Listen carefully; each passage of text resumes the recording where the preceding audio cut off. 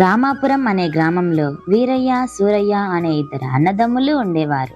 అందులో పెద్దవాడి పేరు వీరయ్య, మహా పిసినారి. చిన్నవాడి పేరు సూరయ్య, చాలా మంచివాడు. అయితే వీరయ్య ఇంటి ముందు ఒక మామిడి చెట్టు ఉండేది. ఏటా ఆ చెట్టుకు చాలా కాయలు కాసినా ఎవరికీ ఒకటి కూడా ఉచితంగా ఇచ్చేవాడు కాదు.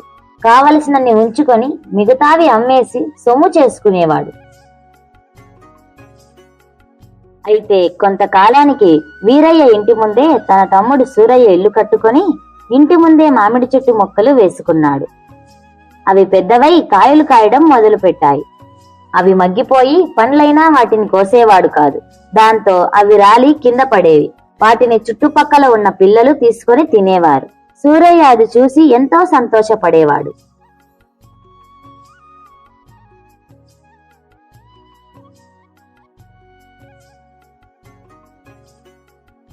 ఏంటి పెద్దమ్మా, ఏదో ఆలోచిస్తూ కూర్చున్నావు? ఏమైంది, ఏంటి? అదేం లేదురా సూరయ్య, పొద్దుననంగా వెళ్ళిన మీ పెద్దయ్య ఇంకా ఇంటికి రాలేదు. వస్తాడులే పెద్దమ్మా. అవును, నీ ఆరోగ్యం ఎలా ఉంది ఇప్పుడు? బాగానే ఉందిరా సూరయ్య, ఏదో ఆ దేవుడి దయ. అన్నట్టు మర్చిపోయా, మన ఇంటి ముందున్న మామిడి చెట్టుకి చాలా కాయలు కాసే పెద్దమ్మా. నీకు కూడా కొన్ని పంపిస్తాను, నువ్వు పెద్దయ్య తినండి. చాలా సంతోషం రా సూరయ్య. సరే మరి, నేను వెళ్ళొస్తాను పెద్దమ్మా. అది విన్న వీరయ్యకి ఇంకా కోపం పెరిగిపోయేది.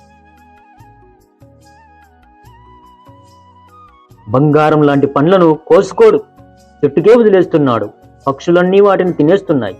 పైగా చుట్టుపక్కల ఉన్న పిల్లలందరూ వచ్చి ఆ పండ్లను తింటున్నారు. ఏంటో అని మనసులో తెగ బాధపడిపోయేవాడు.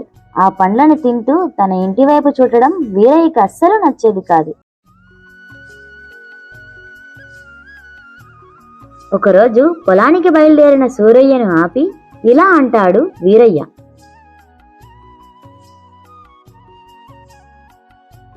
ఏరా సూరయ్య, కాయలన్నీ కోయకుండా అలా చెట్టుకే వదిలేస్తున్నావు?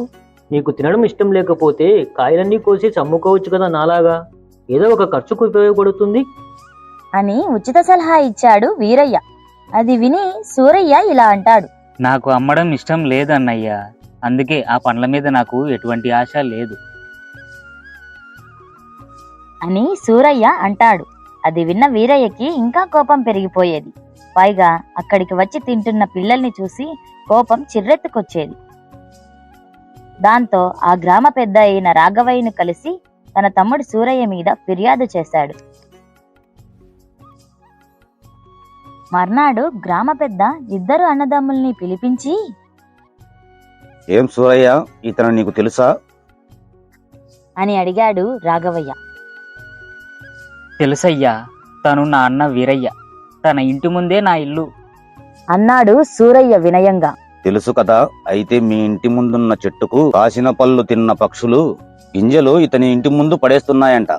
అది తనకు ఇబ్బందిగా ఉంటుందని వీరయ్య నీ మీద ఫిర్యాదు చేశాడు. దానికి నువ్వేమంటావు అని గ్రామ పెద్ద అయిన రాఘవయ్య అడగ్గా ఇంతలో తనన్న, అయినా కాసిన కాయలు పండు బారాక ఎవరైనా కోసుకుని తింటారు.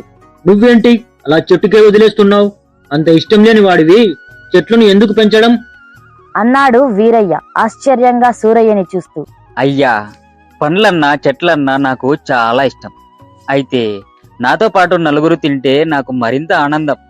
పైగా కోసి మగ్గ పెట్టిన పండ్ల కంటే చెట్టు మీద పండిన పండ్ల రుచి మధురంగా ఉంటుంది. మా అన్నయ్య కూడా ఒకరోజు కోసి అమ్ముకోవచ్చు కదా అని సలహా ఇచ్చాడు.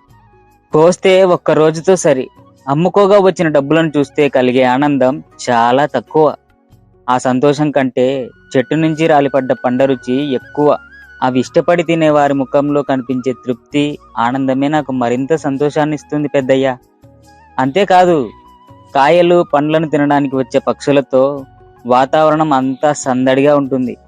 ఉదయాన్నే పక్షుల కిలకిల రాగాలు వినడం ఎవరికైనా ఇష్టమే కదా పెద్దయ్యా అని తన మనసులో మాటని చెప్పుకొస్తాడు సూరయ్య. అది విన్న గ్రామ పెద్ద రాఘవయ్యకు సూరయ్య మంచితనం చూసి ముచ్చటేసింది. అప్పటికే వీరయ్య తప్పు చేసిన వాడిలా తల వంచుకొని, నా తమ్ముడు చెప్పింది సబబే పెద్దయ్యా. నన్నంతా పిసినారి అంటారని ఏదో ఒకలా నా తమ్ముడి అలవాటుని మానిపించాలని అలా ఫిర్యాదు చేశాను. నా తమ్ముడు చెప్పింది విన్నాక మారాల్సింది నా అలవాటు అని అర్థమైంది. ఇక నుంచి నేను కూడా నా తమ్ముడిని అనుసరిస్తాను అని గ్రామ పెద్ద రాఘవయ్యతో అన్నాడు. తర్వాత తన తమ్ముడి దగ్గరికి వెళ్లి తప్పు తెలుసుకున్నానని మన్నించమని కోరాడు. ఇందులో మన్నించడానికి ఏముందన్నయ్యా? నీ అలవాటు నీది, నా అలవాటు నాది. అయితే కింద పడిన మామిడి టెంకలు, పండ్ల గింజలతో ఎవరికైనా కాస్త ఇబ్బందిగానే ఉంటుంది. పైగా ఎదురుగా ఉన్న నీకు మరింత ఇబ్బంది. ఇకపై వాటిని ఎప్పటికప్పుడు శుభ్రం చేయిస్తాను. ఆ బాధ్యత నాది అన్నయ్యా అన్నాడు నవ్వుతూ సూరయ్య.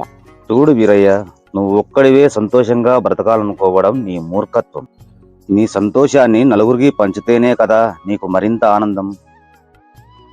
అని తన మనసులో మాటని చెప్పుకొస్తాడు రాఘవయ్య. ఇక ఆ మరుసటి రోజు నుంచి తను కూడా తన తమ్మునిలాగే పండ్లని అందరికీ పంచడం మొదలు పెట్టాడు.